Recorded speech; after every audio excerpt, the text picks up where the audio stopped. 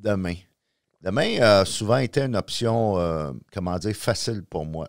Parce que, puis on l'a même vu dans certains films, parce que c'est vrai que quand tu as une journée qui n'a pas bien été, ben l'option facile, c'est demain. Puis demain, c'est une belle page blanche. Puis je m'en rendais pas compte parce que longtemps dans ma vie, je pensais avoir découvert ma mission. J'ai découvert avec le temps que mes patrons n'étaient plus, comment dire, adéquats, parce que plus que j'étudiais dans le développement personnel, le leadership, la communication, ben moins je voulais travailler pour une entreprise parce que je m'apercevais que je n'étais pas au même niveau. Mon niveau de conscience n'était pas le même que mes patrons, mettons. En tout respect. Et j'avais imaginé le genre de business que je voulais avoir. Sauf que j'attendais que tout soit parfait. Il y a bien des entrepreneurs qui sont comme ça. En tout cas, je le vois. J'attendais d'avoir le site web, le branding, le logo, le plan d'affaires, tout parfait. Puis je me disais, un jour, demain, je vais faire ça. Jusqu'en 2012, puis là, sans mauvais jeu de mots, ben, ça m'a frappé comme un train.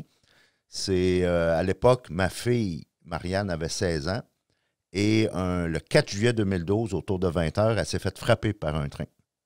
Alors qu'elle prenait un petit shortcut là, pour aller rejoindre ses amis à Sainte-Thérèse. Fait que c'est sûr, c'est un choc, évidemment. Et ça a été le réveil, le coup de pied au cul que ça me prenait pour dire « Arrête de niaiser, le gros, là. » Premièrement, demain n'est qu'une promesse. 2, souvent, ce qui nous empêche, ce qui fait qu'on veut tout le temps remettre à demain, qui se transforme en la semaine prochaine, le mois prochain, l'année prochaine, puis des fois jamais, c'est qu'on cherche trop la perfection. Fait que là, je me suis commandé des cartes d'affaires chez Vistaprint à 33$. Je n'avais pas de site web. J'ai maximisé mes médias sociaux, puis j'ai dit c'est assez, puis c'est là que j'ai lancé mon entreprise tout croche, en faisant un paquet d'erreurs. Mais aujourd'hui, je peux dire que je vis mon rêve, puis que je vis ma mission, je vis mon pourquoi. Ouais. Parce qu'avant, c'est ça que tu voulais faire, mais tu travaillais un peu dans le domaine de la vente, je pense. Oui. Ton background vient du domaine de la vente. Oui, j'ai été une trentaine d'années dans la vente, dont 20 ans dans les télécoms.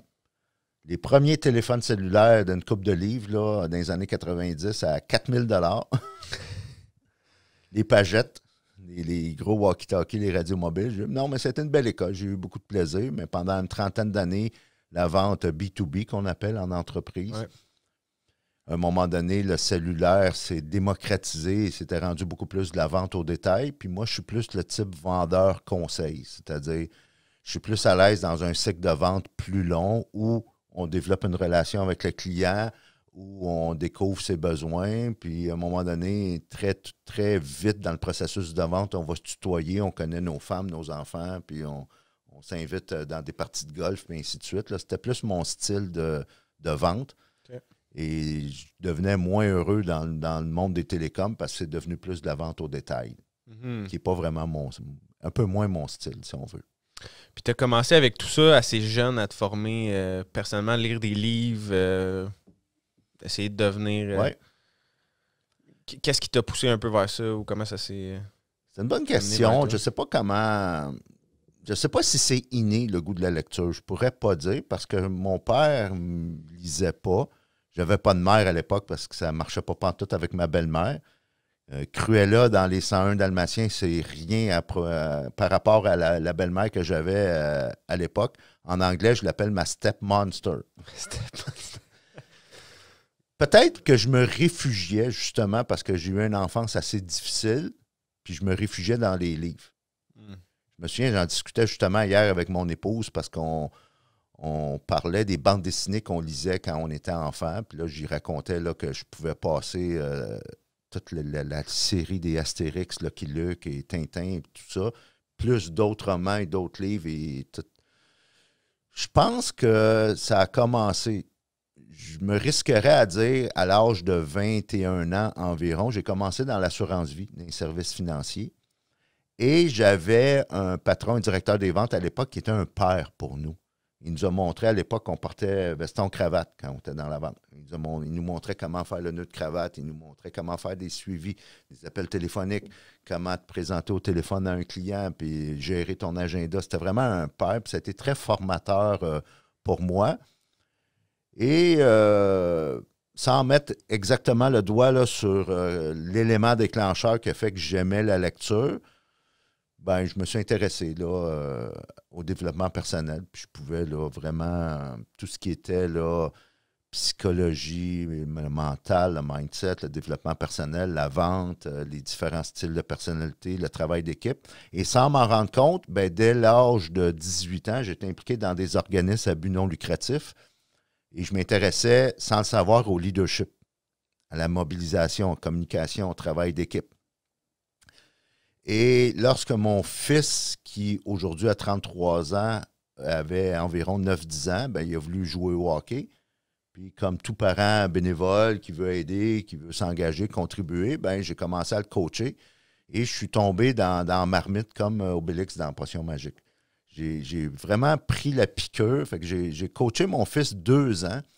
Je me suis aperçu, puis il était à Tombe à l'époque, 9-10 ans. Je me suis aperçu que j'étais moins habilité à coacher des jeunes parce que je les intimidais là, par ma grosse voix, et ainsi de suite. J'avais un style peut-être plus, direct, peut-être trop direct pour des kids de 9-10 ans. Et on m'a donné un club junior. OK. Et là, vraiment, j'ai réalisé que c'était ma voix. À l'époque, le club junior n'a pas fonctionné. J'ai fait une saison et tout de suite, par quelqu'un qui connaît quelqu'un, j'ai commencé à coacher Midget 2A pendant 10 ans. Et ça a vraiment été mon université. Je ne suis pas allé à l'école longtemps, mais mes 10 ans de coaching à un niveau élite comme le Midget 2A a été toute une école pour moi au niveau psychologie sportive, au niveau préparation mentale, visualisation, mindset et tout ça. Ça se transpose beaucoup dans le monde des affaires, là. Le sport, puis ouais. Le sport, c'est une micro-société. Ouais. Tout ce qui se passe dans le sport, que tu aimes ça ou non, peut se transposer dans la société en général, de façon globale. Même pas juste dans les affaires, dans la société en général. Oui. Le sport, c'est une micro-société, j'ai toujours dit. Et parallèlement à ça, en 2003, j'ai joint l'Organisation internationale de leadership et de communication, Toastmasters. Fait que si on prend tout ça, là, la vente, les bénévolats que j'ai fait, le coaching au hockey, Toastmasters, tout ça mis dans la soupe, là, dans la marmite, a fait en sorte que j'ai découvert ma mission de vie, là, qui est de libérer le potentiel chez les gens, qui est de ma passion pour la formation, le coaching, les conférences et ainsi de suite. Ouais, de coacher les coachs qui font. Oui. De coacher le monde, dans le fond, tout, c'est de faire une différence dans la vie de ceux qui font une différence. Et voilà. C'est ça que tu me disais un peu ta mission. Là. Exactement. Nice. Puis, j'aime aider les gens qui aiment aider les gens. C'est hot, parce que ça prend du monde qui aide les gens Là. Et voilà. Et voilà. Des fois, on y pense pas, mais quelqu'un qui aide les gens, faut qu'il se fasse aider des fois aussi, parce que sinon, à un moment donné, tu épuises tes ressources, puis bref, ça te prend du coaching aussi. Là. Fait que si on revient à demain, juste pour conclure sur ce volet-là, ben j'ai réalisé que dans le fond, là, quand tu as perdu une fille qui avait 16 ans, ben puis là, tu es rendu à 57 ans, tu ne prends plus demain pour acquis. C'est sûr que tu ne peux pas tout faire dans une journée, mais tu peux faire un petit quelque chose puis pas attendre à demain pour le faire. Ouais. Fait que ça m'a rendu, ma conjointe vous dirait que je suis beaucoup moins patient.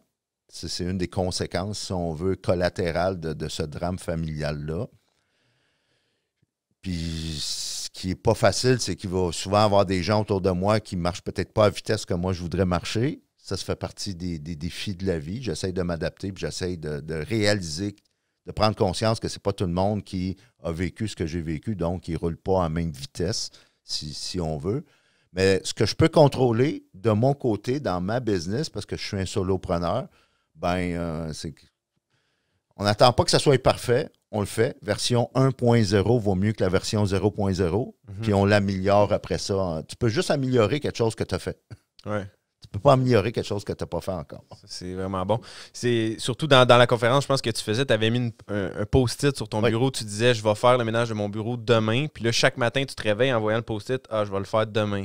Puis c'est comme un cycle qui peut se perpétuer jusqu'à temps que, justement, des fois, les gens vivent un choc comme qu'est-ce que tu as vécu un peu ou qu'arrive une situation dans leur vie ou qu'atteignent les bas fonds de de leur vie pour, après ça, comme prendre conscience de ces concepts-là. Mais c'est tellement important, comme tu dis, de cultiver cette habitude-là, de faire les choses aujourd'hui. Tout ce que tu peux faire, c'est d'essayer de le faire là. Et faire les choses qui comptent vraiment. Parce que souvent, on est occupé à être occupé. Ouais. En anglais, on dit « busy being busy ». Et je suis tombé dans ce piège-là. Là. Puis je réalisais que même quand j'étais dans la vente, on faisait des rapports, puis on faisait des Excel, puis on remplissait le CRM, puis des choses qui sont, dans le fond, pas productives, vraiment. Tu es occupé, mais tu arrives à la maison le soir, puis tu te dis, il me semble, j'ai travaillé toute la journée, mais il me semble que j'ai rien accompli.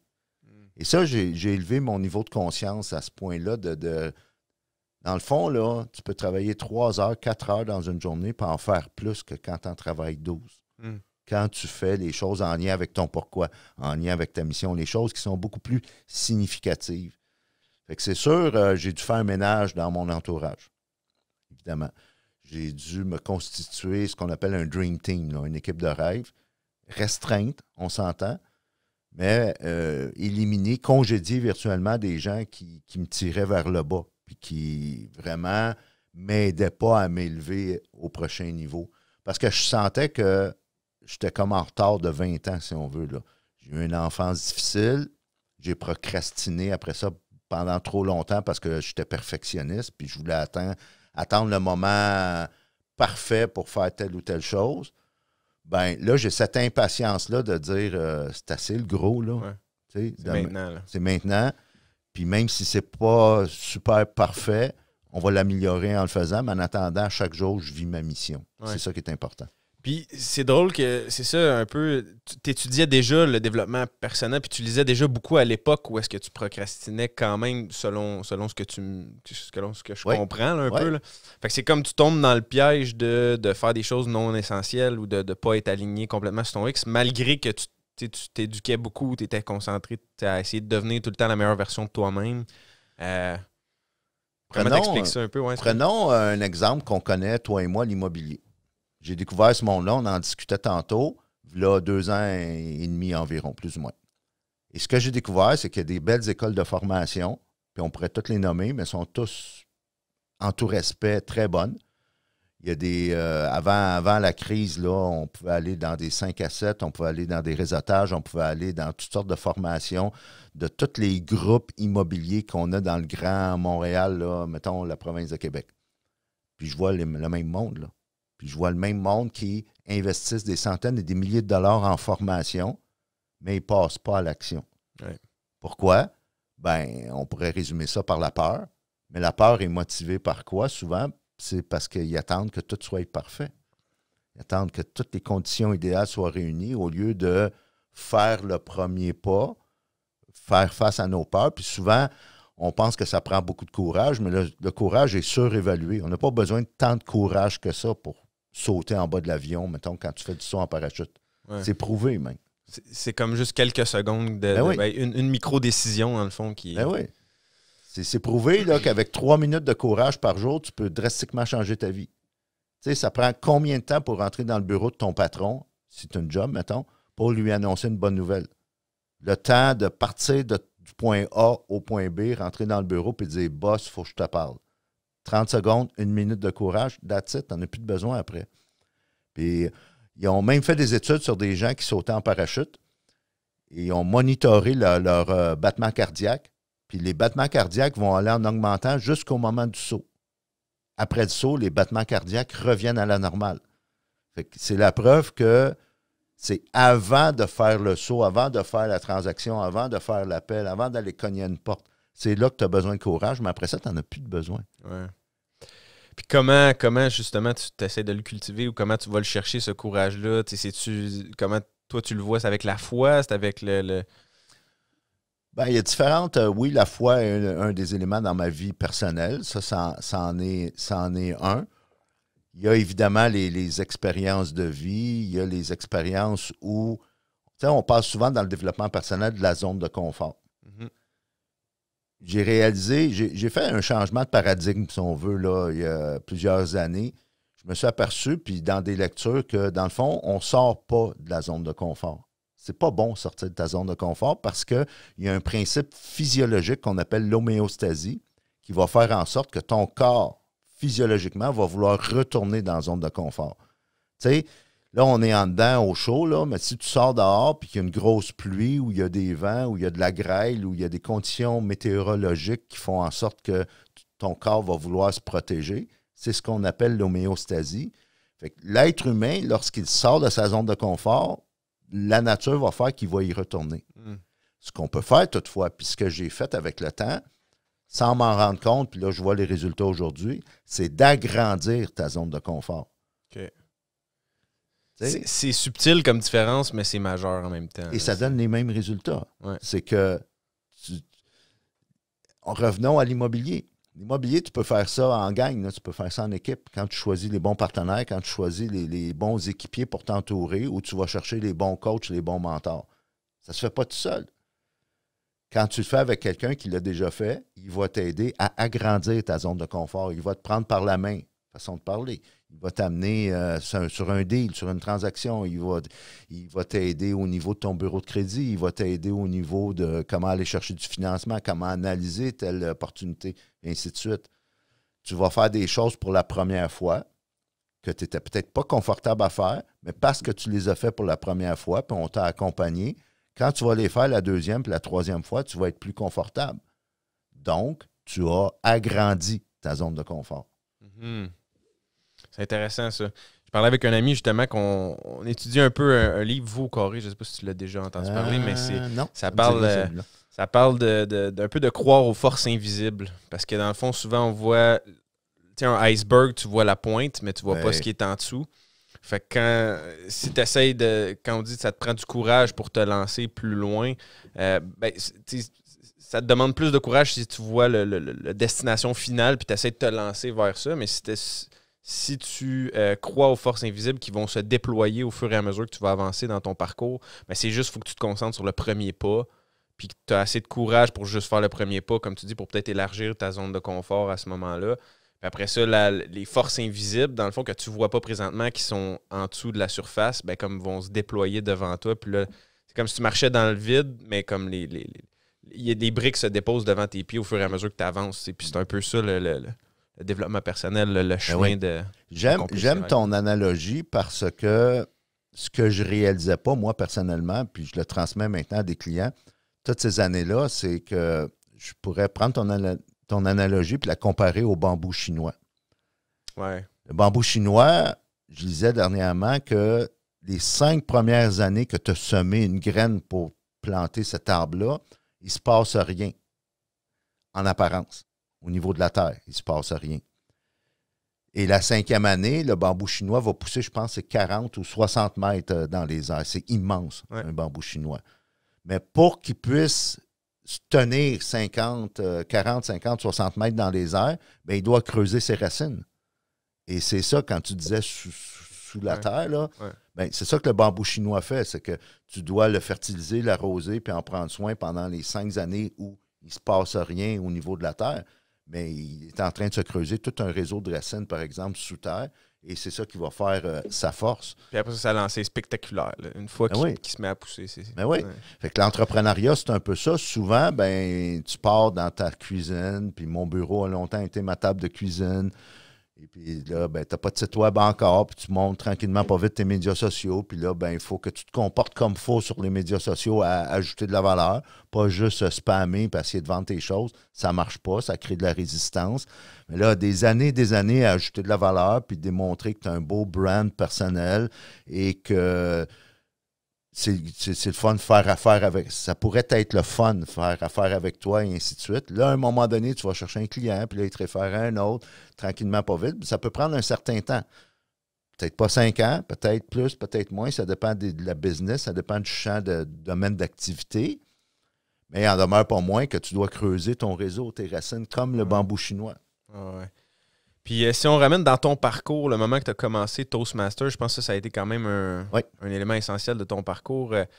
Qu'est-ce qui a été les plus grandes leçons un peu, ou qu'est-ce qui t'a fait un peu évoluer dans cet aspect-là de l'art oratoire, de te spécialiser un petit peu plus là-dedans? Là? Ben, j'étais déjà à l'aise à parler en public parce que j'étais dans la vente aux entreprises depuis plusieurs années à ce moment-là. J'étais en plein milieu, si on veut, de ma carrière de coach de hockey au niveau élite. Donc, j'avais beaucoup de plaisir là, à livrer des formations, des discours. Ça, c'était à temps partiel, là, comme le coach, puis en temps plein, tu avais quand même un emploi aussi en vente. J'avais mon emploi à temps plein et j'étais impliqué même dans des comités de parents, comités d'école. J'étais commissaire d'école, donc j'étais assez... ça a l'air de rien parce que je suis de nature quand même assez posé, assez calme, mais peut-être à l'intérieur de moi, au niveau désir, mission, je suis un peu hyperactif. J'aime ça faire une différence. Je ne m'en rendais pas compte à l'époque, mais c'était ça. Et quand Toastmasters est arrivé, ça a été comme une épiphanie, si on veut, là, un moment marquant dans ma vie où je pense que c'est une addition les astres qui se sont alignés qui m'a fait réaliser que j'aime faire de la formation, des conférences, et à toutes les fois je m'implique dans un programme, soit que je vais lâcher, ou soit que je vais m'impliquer tellement à fond que je vais devenir le meilleur du programme, si on veut. Là. Fait que dans Toastmasters, ce que j'ai commencé à faire, j'ai commencé vraiment à former des gens. Quand j'ai commencé à maîtriser le programme, si on veut, là, j'ai fait ce que même pas 1% des gens font sur la planète dans ce programme-là. Organisation qui d'ailleurs existe depuis 1924. Le plus haut niveau éducatif dans Toastmasters, c'est ce qu'ils appelle le DTM, le Distinguished Toastmasters. C'est quand on te donne des objectifs, des cibles à atteindre, puis quand tu les as toutes atteints, ça prend peut-être 3 ans, 4 ans là, d'engagement dans le programme, bien, tu atteins le DTM, le Distinguished Toastmasters. À date, je l'ai fait 5 fois. Certains m'appellent freak un peu, puis je le prends comme un compliment parce qu'un freak, c'est quelqu'un qui est passionné par quelque chose, qui est obsédé par une mission, et c'est mon cas. Je le prends comme être un freak dans certains niveaux de ma vie, je le prends comme un compliment. Et c'est là que, c'est sûr, à un moment donné, le programme, j'avais fait le tour, si on veut. 5 fois, là. Ben, ouais. Sauf que j'ai commencé à faire de la compétition. Okay. Le côté compétitif en moi a remonté. Fait que après le décès de ma fille en 2012, j'avais occupé tous les postes de leadership dans Toastmasters. J'étais en charge du marketing pour tout le Québec, l'Ontario. J'étais en charge de la formation. Je me suis promené à l'international dans des postes de leadership. Et après le décès de ma fille en 2012, j'ai senti le fardeau de partager un message. Dans le film, c'est un film que tout le monde doit voir, Freedom Riders, avec Hilary Swank, qui est une histoire vraie d'un professeur d'école aux États-Unis, dans une école de réforme, une école de tough, là, où il y a des gangs de rue, et ainsi de suite. Et cette professeure-là, Erin Grubel, ben, ils en ont fait un film sur qu'est-ce qu'elle a fait. Ce qu'elle faisait, Freedom Rider, c'est qu'elle allait dans un magasin genre Dollarama, là, acheter des crayons puis des carnets de notes, puis elle faisait écrire ses élèves toute leur frustration, leur colère, puis ainsi de suite. Ça va pas dans ta vie, tu es en maudit après ton père parce qu'il est alcoolique ou quoi que ce soit, ben écris. Elle les faisait écrire, puis elle a réussi à gagner sa classe grâce à cette stratégie-là. Et dans le film, qui est magnifiquement joué par Hilary Swank, qui a gagné un Oscar d'ailleurs pour son rôle dans ce film-là. À un moment donné, ça va pas bien dans le film, comme dans tous les films là, à la Hollywood un peu. Elle va voir son père, qui est un ancien directeur d'école à la retraite, et son père lui dit « You have been blessed with a burden. » Tu as été béni d'un fardeau. Évidemment, on s'entend pour dire que le décès de ma fille, je ne l'ai pas choisi, puis je ne l'ai pas souhaité, puis si je pouvais revenir dans le temps, on changerait des affaires. Mais ce qui est arrivé est arrivé. Et je me suis dit, y a-t-il un message que je pourrais passer? Les leçons que moi, personnellement, qui m'ont été données à cause de ce drame familial-là, cette situation-là, comment je pourrais faire pour que d'autres ne fassent pas les mêmes... Tu sais, on dit tout le temps dans la vie, on apprend de nos erreurs, mais tu peux apprendre des erreurs des autres aussi. Ouais. Ça fait moins mal. Ben oui. En 2014, j'ai fait mon premier discours en français, aujourd'hui et le demain d'hier. J'ai gagné la finale de notre district, si on veut, dans Toastmasters, qui est le Québec et l'Ontario, mais en français. Puis comme c'est en français, puis c'est une organisation internationale, ça arrête là. En 2013, j'ai coaché quelqu'un. Je n'ai pas fait de compétition, mais comme si j'en faisais parce que je coachais quelqu'un qui faisait de la compétition. Je l'ai amené en finale de district. Si tu me demandais qu'est-ce que c'était mieux, compétitionner ou coacher, ben, ça serait un beau dilemme. Je ne saurais pas quoi te répondre. J'aime les deux également. Ouais. En 2014, j'ai dit je me relance, mais cette fois-ci en anglais. Alors, j'ai adapté mon discours aujourd'hui, le demain d'hier, qui est devenu Today is Yesterday's Tomorrow, que vous pouvez voir d'ailleurs sur YouTube. Et je l'ai amené jusqu'en semi-finale internationale à Washington. Wow. Fait que vraiment, c'est ce qui m'a donné aussi le goût du coaching et qui m'a amené vraiment à un autre niveau. Parce que quand tu prépares, quand tu as seulement 7 minutes pour inspirer le monde, ouais. Ben, il y a des techniques d'art oratoire et de communication, puis de storytelling, de comment raconter une histoire qui punch, puis qui a vraiment une morale, là, qui vient chercher les gens.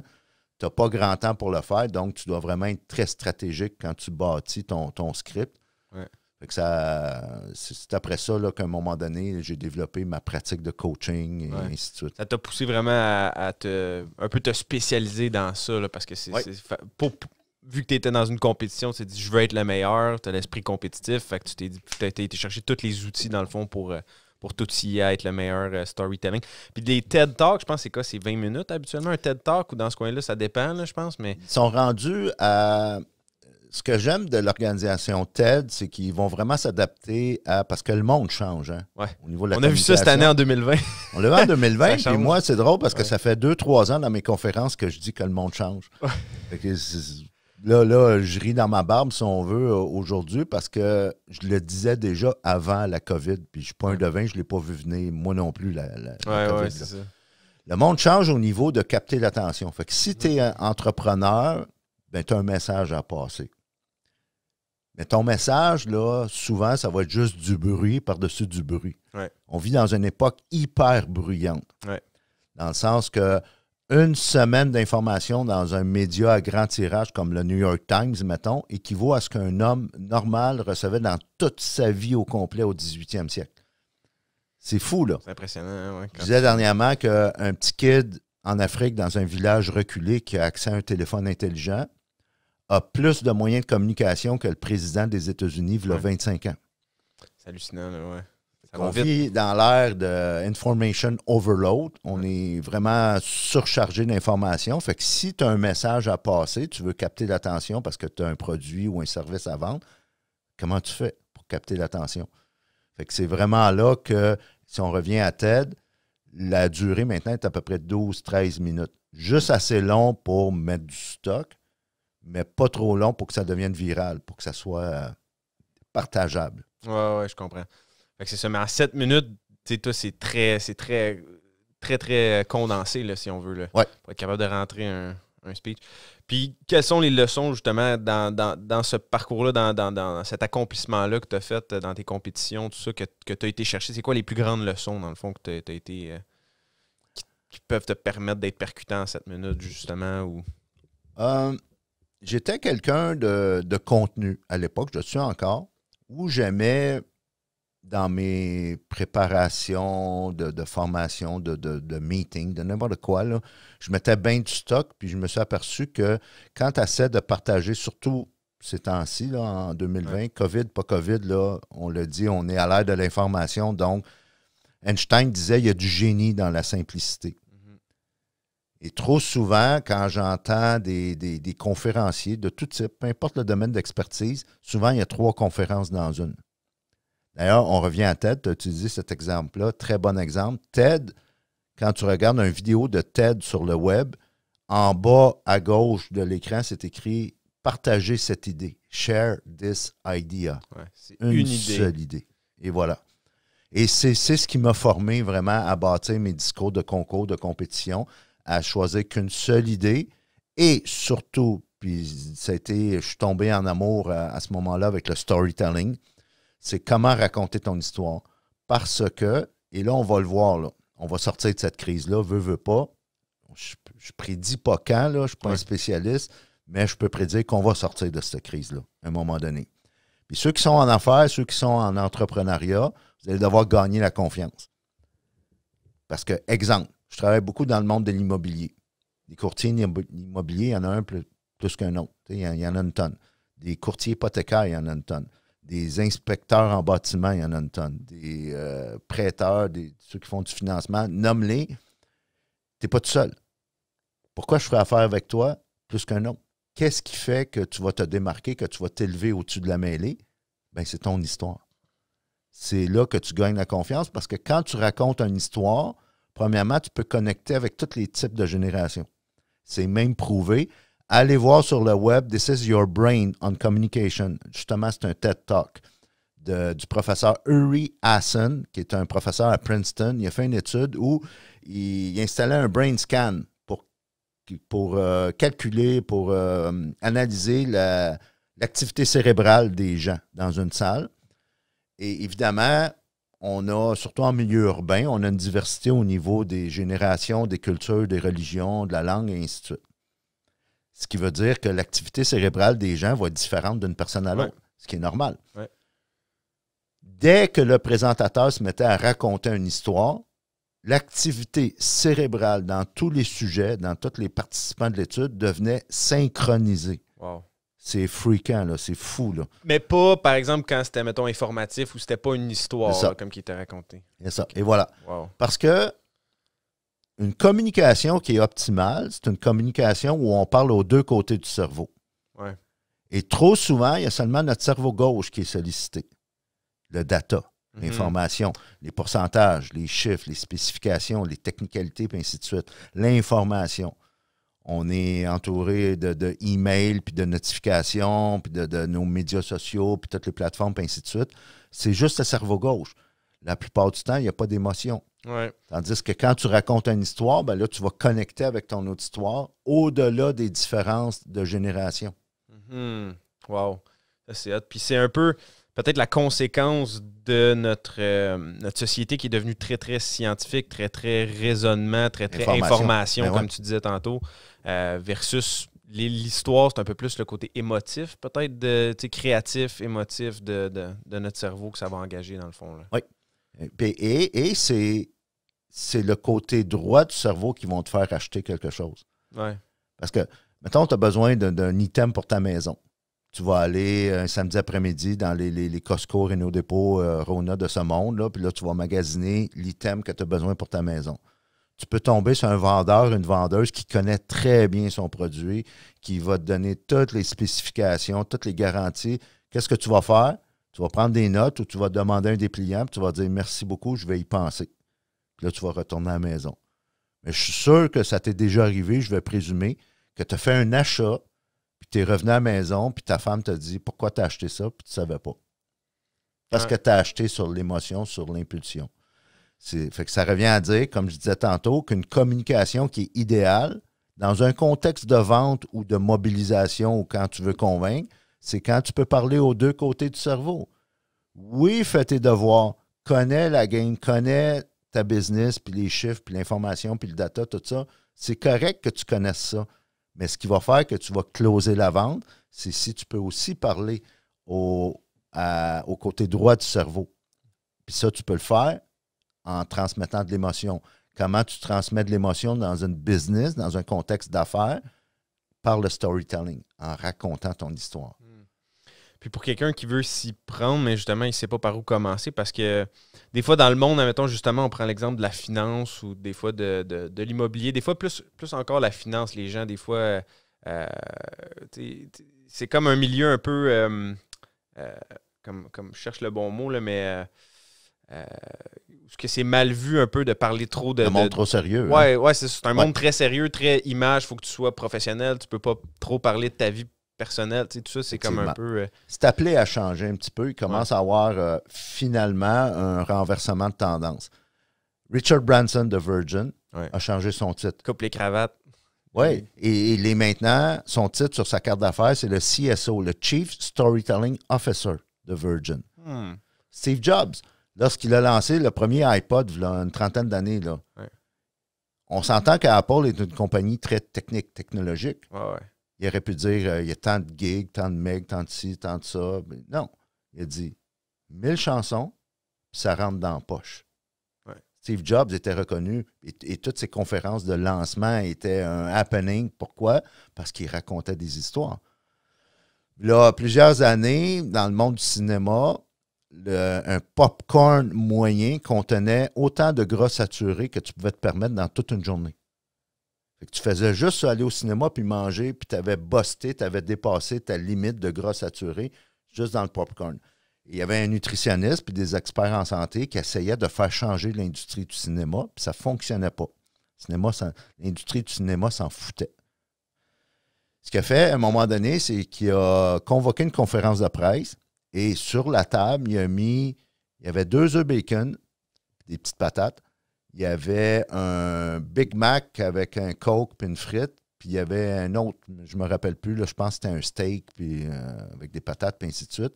Puis il dit, tout ce que vous voyez là sur la table, là, en gras saturé, c'est ce qu'il y a dans un popcorn moyen. Ça, c'est le storytelling à son meilleur. C'est imager, on dit qu'une image vaut 1000 mots, c'est d'être capable de projeter du cinéma dans l'esprit des gens. Et fait que tu peux amener des chiffres, là. Mais des chiffres, c'est abstrait. Tu sais, un pourcentage, un ratio, un chiffre, une étude.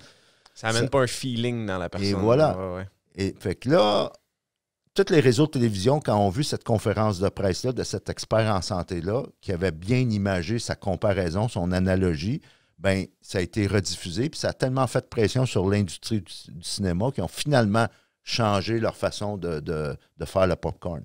Ouais, fait que si tu veux que ton idée tienne, capte l'attention, tu n'as pas le choix du storytelling. D'ailleurs, l'humanité a été bâtie sur le storytelling. Puis ça a commencé même quand on a découvert le feu. Ouais. La préhistoire, l'homme préhistorique, ben, pour se protéger des dangers autour, faisait un feu, puis là, toute la famille se réunissait autour du feu. Ouais. Et qu'est-ce qu'on faisait? Ben, on se racontait des histoires. Toute l'humanité était bâtie là-dessus. Ouais. Fait que c'est primitif, puis c'est ça, c'est pour ça que c'est en efficace aussi. C'est en nous, là, c'est Ben ça, oui. depuis des générations et des générations. Oui. Fait que- Ceci étant dit, si tu es un conseiller financier, tu es un homme ou une femme d'affaires, puis tu es dans un domaine sérieux, ben, je comprends que je respecte le sérieux de ta business, là. Ceci étant dit, il y a des anecdotes, il y a des expériences, il y a des histoires que tu peux raconter qui vont faire en sorte que, oui, connais ta game, oui, connais tes chiffres, oui, connais ta business puis ton domaine d'expertise, là, les chiffres, tout ça, toute la data, il faut que tu le connaisses. Fais tes devoirs. Fait que c'est correct de parler au cerveau gauche, mais viens envelopper tout ça puis closer tout ça avec le cerveau droit. D'ailleurs, je reviens puis je termine là-dessus avec Steve Jobs. En 86, il s'est fait congédier d'Apple. Chicane conseil d'administration. 87, il a acheté de son bon ami George Lucas la division film d'animation à l'époque de George Lucas, qui l'a baptisé Pixar. Ouais. Ceux qui ont eu des enfants, gang de requins, histoire de jouets et compagnie. Et tout, encore à ce jour, même après le décès de Steve Jobs, tous les créateurs de Pixar doivent présenter leur projet à leurs supérieurs à travers un script qu'on appelle le Pixar Pitch. Allez sur Google, là, puis allez chercher ça, puis ça va vous aider à faire des bons pitchs de vente. Le Pixar Pitch commence avec « Il était une fois », ce qu'on appelle le contexte. Quand est-ce que ça s'est passé? Le défi que les protagonistes vivent. C'est-à-dire, il se passait telle chose, puis il y avait une situation problématique qui avait telle conséquence. Jusqu'au jour où est arrivée une solution qui a amené une résolution pour qu'enfin on puisse vivre plus facilement. Ouais. Dan Pink, un auteur à succès dans le monde des affaires, très sérieux, là. Fait que si ta business est sérieuse, là, Dan Pink est très sérieux. Dans le livre « To Sell is Human », il fait la démonstration du Pixar Pitch. Tu peux aller sur le web, chercher le Pixar Pitch et raconte des anecdotes que tu as eues avec des clients qui vivaient un défi, un problème. Parce que s'il n'y a pas de problème, tu n'as pas de business, tu n'as pas de job. On est là, les entrepreneurs, pour résoudre des problèmes. Tu as amené une solution qui a amené une résolution, puis depuis ce temps-là, le client vit mieux, tu as amélioré sa vie.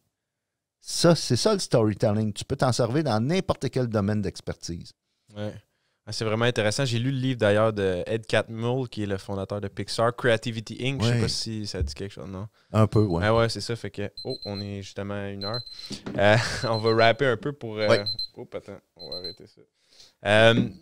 Fait que c'est ça pour terminer, je voulais que tu nous parles un peu de l'art de la scène pour les gens justement qui veulent qui veulent éventuellement faire la scène. Là, c'est sûr qu'en ce moment, c'est pas le bon contexte, hein?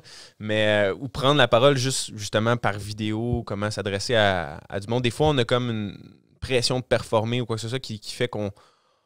en tout cas, moi, personnellement, là, je l'ai passé pour celle de la caméra, mais quand je monte sur une scène ou des fois, comme qu'il y a un public en personne, puis là, j'arrive pour parler, on dirait qu'il y a comme un blank qui se passe dans mon cerveau, puis je sais que ça fait ça des fois pour plusieurs personnes. C'est quoi les trucs que tu pourrais donner à du monde, là, justement, qui... Ben, il y a plusieurs trucs qui sont surtout entre les deux oreilles. C'est une question de mindset.